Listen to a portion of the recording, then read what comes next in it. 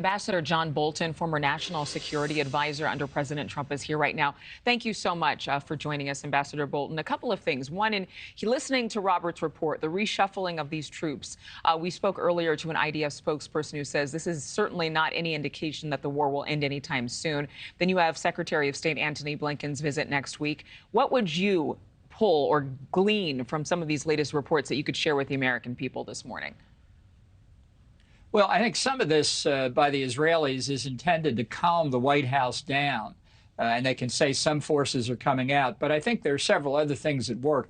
I think the nature of the fight inside Gaza has shifted. I think some of these troops are less necessary than they were in the opening weeks of the war. And being reservists, I think it's important for the Israelis to get as many as they can back into the economy so that the economy can continue to function. But I think there's another aspect here that they're not emphasizing, and that is I've seen reports that at least some of the troops being withdrawn will be moved to the northern border, the border with Lebanon, where tensions with Hezbollah's continued assault on Israel, really almost since October the 7th, may be picking up. So I think the Israelis want to make sure that they're protected on their northern border, as well as still being able to carry out the operations in Gaza. We have seen a number of different countries galvanize, work together to protect Israel, but also in terms of these attacks in the Red Sea. A lot of attention there, blatant attacks on American troops and on ships affiliated with both Israel and the U.S. Are the attacks in the Red Sea and the U.S. response to this considered an act of war?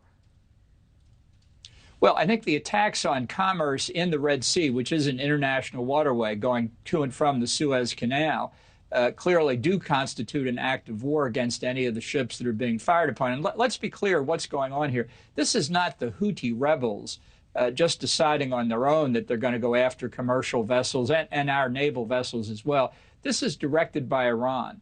The Houthis get their drones and missiles from Iran.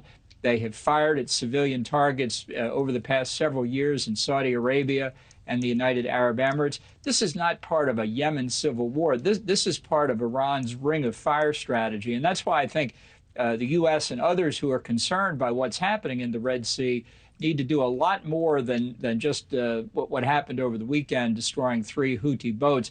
I think these Houthi positions on the mainland have got to be attacked. And I think ultimately, given that Iran does not seem to be deterred by Israel, the United States, or anybody else, Iran's going to have to pay a price, too, if we're going to maintain freedom of the seas. Well, and it certainly is a strong stance by the U.S. military. This is the first time you mentioned those 3 Houthi boats or vessels. This is the first time that the U.S. has killed members of that Iranian-backed group. So should we expect more deadly force from the U.S. military?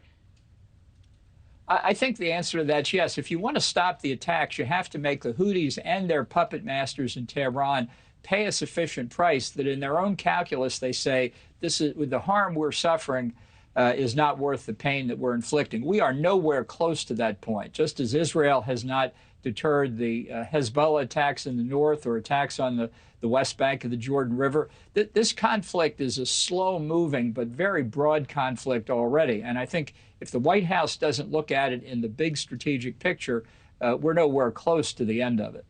Ambassador John Bolton, thanks for being with us.